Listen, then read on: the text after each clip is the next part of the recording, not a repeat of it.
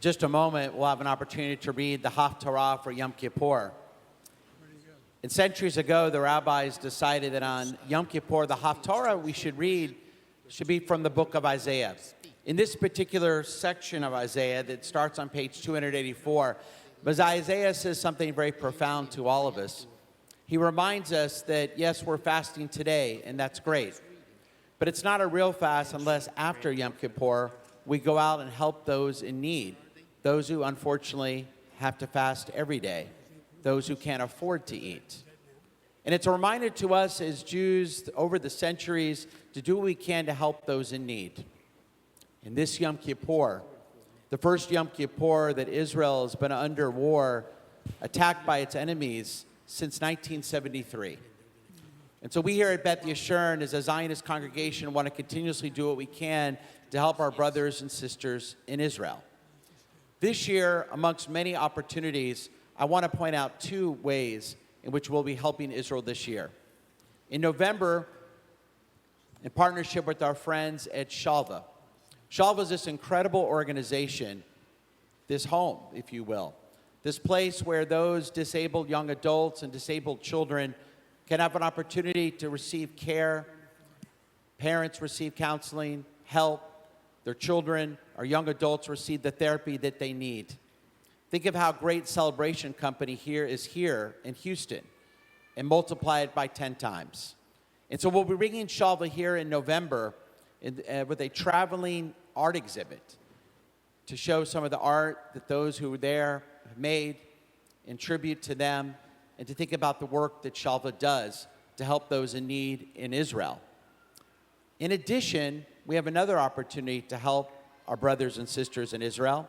And to let you know about that, I want to introduce my friends, Grant and Angie Dorfman, to tell you about another way we'll be helping Israel this year. Good morning. Of the many mitzvot in Jewish tradition and teaching, one of the greatest is visiting the sick, known in Hebrew as Bikur Holim. Bikur Holim is the sacred duty of caring for those who are ill or in distress, and encompasses not just physical care, but also the need to provide emotional and spiritual support.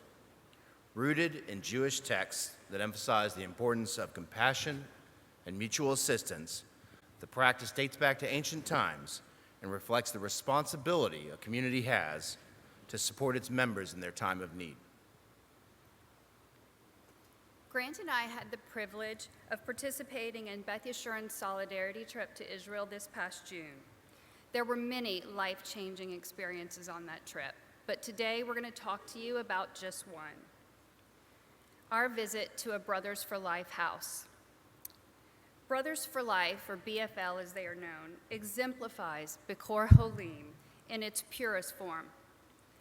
For too many of Israel's combat veterans, protecting Israel comes at a very high price, including severe injury and trauma.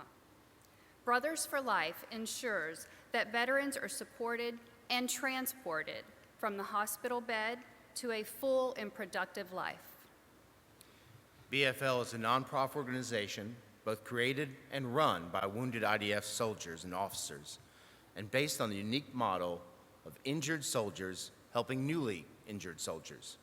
BFL is currently working with over 1,800 injured soldiers and their families.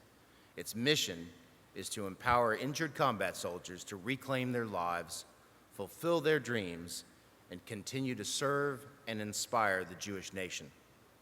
Before this war, BFL took in 8 to 10 new injured soldiers a month. In the aftermath of October 7, they now take in several dozens every week. The magic that BFL works was immediately apparent to us.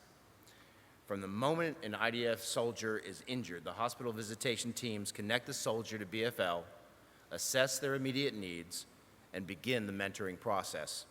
They provide over 25 different soldier-run programs with a specific focus on PTSD counseling and mentoring.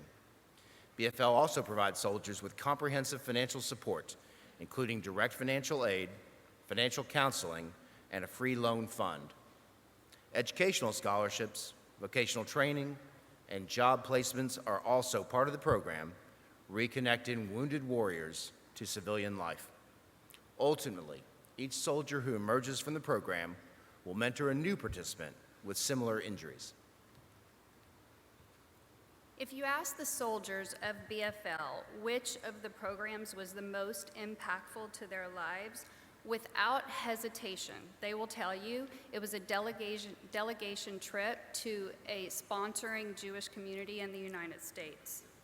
During the trip, the soldiers spend the week bonding with each other and their host families, healing through group therapy, touring and educating the community about combat soldiers' commitment and sacrifice. They participate in a physical challenge that helps them overcome their fears. Most soldiers experience life-changing memories and gain a renewed enthusiasm to live their dreams. And the host families, too. They create lifelong friendships with the soldiers that stay with them during that time. We are thrilled to share with you today the news that Houston has been chosen as a delegation host community for March of 2025, and that we, as a community, have this amazing opportunity to honor the tradition of Bikur Cholim. If you are interested in volunteering during the delegation, or in learning more about these soldiers' time in Houston, please reach out to Rabbi Strauss's assistant, Abby Rotenberg, and she will provide you with contact information for the planning committee. We hope you are all as excited as we are to play a small part in helping these heroes rebuild their lives. Gemar Hatima Tova.